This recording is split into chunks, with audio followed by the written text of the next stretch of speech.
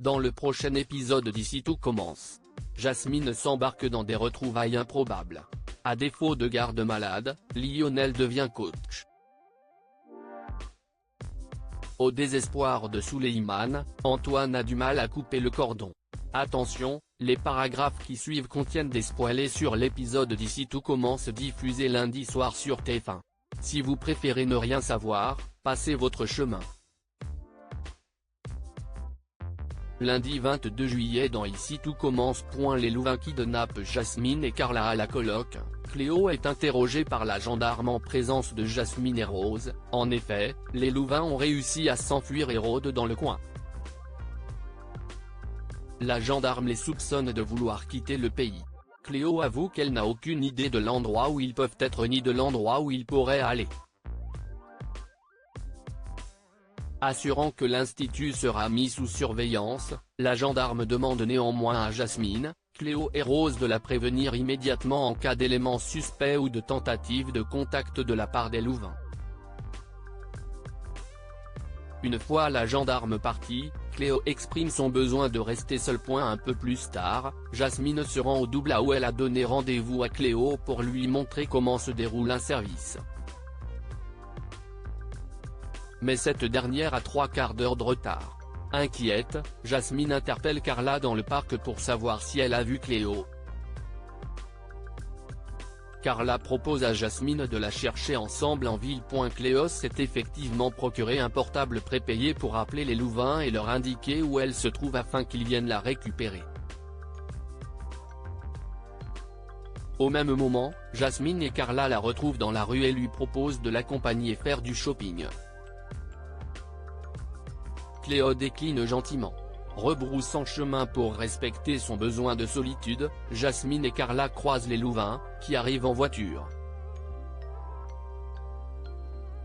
Alors que Jasmine s'apprête à avertir la gendarmerie, Jérôme descend du véhicule et braque une arme sur elle, ainsi que sur Carla.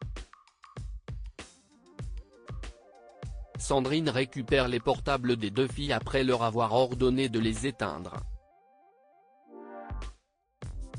Malgré les supplications de Cléo pour qu'il laisse Jasmine et Carla tranquilles, Jérôme les fait toutes monter en voiture. Jasmine a juste le temps de faire tomber son sac par terre exprès. Pendant ce temps, Thibaut passe voir Jim au studio. Les deux frères sont heureux de se retrouver. Au même moment, Bérénice vient remettre à Jim le sac de Jasmine qu'elle a trouvé par terre dans la rue en venant à l'institut. Jim appelle sa petite amie pour la prévenir, mais il tombe directement sur son répondeur. Bérénice tente alors d'appeler Carla, qui lui avait dit qu'elle sortait avec Jasmine. En tombant également sur son répondeur, Bérénice commence à avoir des soupçons. De leur côté, les Louvains font un arrêt en pleine forêt pour décider de leur prochaine direction. À l'intérieur de la voiture, Carla panique, tandis que Jasmine découvre que c'est Cléo elle-même qui a donné rendez-vous à ses parents adoptifs. Cette dernière avoue qu'elle ne voulait pas être séparée de sa famille. Carla tente ensuite de récupérer le portable prépayé dans le sac de Cléo, posé sur le siège avant, mais elle est prise en flagrant délit par Jérôme qui l'en empêche. Ce dernier reprend le volant pour repartir. Bérénice, quant à elle, emmène Souleymane, Rose et Jim à l'endroit exact où elle a retrouvé le sac de Jasmine. Après avoir interrogé le voisinage, Jim obtient la confirmation que les Louvains ont embarqué Cléo, Jasmine et Carla. Rose appelle aussitôt la gendarmerie. Lionel identifie le point faible de Zoé suite aux révélations de Zoé sur la dégradation de la santé mentale de leur père. Lionel décide d'inviter ce dernier boire un café afin de prendre de ses nouvelles. Stéphane Lano, qui souffre de dépression, minimise la situation. Lionel, quant à lui, culpabilise de ne pas avoir été assez présent pour lui, soulignant que Zoé a raté son bac car elle était trop occupée à tout gérer chez eux. Stéphane demande alors à son fils de tout faire pour que Zoé obtienne le concours de l'Institut. Plus tard, Lionel confie à Solal à quel point il se sent nul et égoïste d'avoir laissé tomber sa famille. Son ami l'aide à relativiser en lui rappelant que rien n'est irréversible et qu'il peut encore changer les choses en aidant sa sœur à réussir au concours. Lionel est plus déterminé que jamais. Retrouvant les stagiaires à l'amphithéâtre, Lionel et Solal leur proposent un exercice plus difficile que les précédents afin d'évaluer leur gestion du temps sur une recette complexe de gyoza. Si Zoé se montre confiante, elle perd ses moyens dès que le chrono est lancé à force d'hésiter sur le choix de ses ingrédients. Au bout d'une heure, les stagiaires présentent leur plat. Zoé, qui n'a pas réussi à rattraper son retard, présente une assiette inaboutie.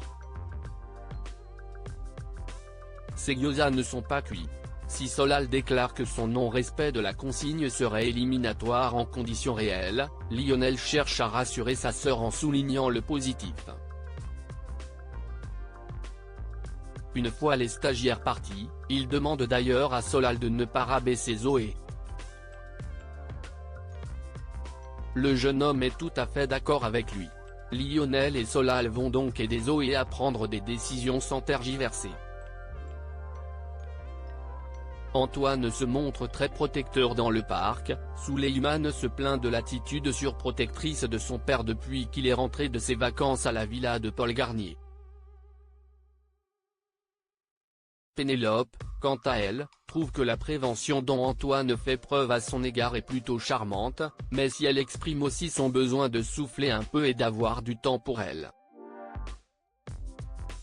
Peu après, Antoine rejoint son fils et lui propose de déjeuner ensemble. Souleymane décline. Quand son père suggère de reporter son invitation au dîner, le jeune homme rétorque qu'il devrait plutôt passer du temps avec Pénélope, qui est encore chamboulée de tout ce qui s'est passé à la villa.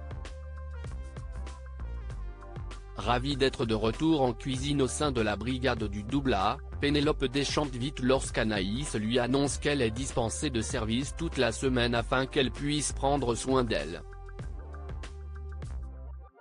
Pénélope apprend rapidement que cette décision vient d'Antoine, qui souhaite sincèrement être aux petits soins pour elle après ce que Souleymane lui a confié. Dans le parc, Pénélope confronte Souleymane sur son mensonge, mais elle ne lui en tient pas rigueur. Antoine, de son côté, finit par sentir qu'il en fait un peu trop. Il préfère laisser Souleymane et Pénélope respirer un peu. Le roi compatit à sa situation puisque Jim le trouve également trop collant depuis qu'il est rentré de la villa. Au même moment, ce dernier l'appelle pour le prévenir que Jasmine, Carla et Cléo ont été kidnappés par les Louvains.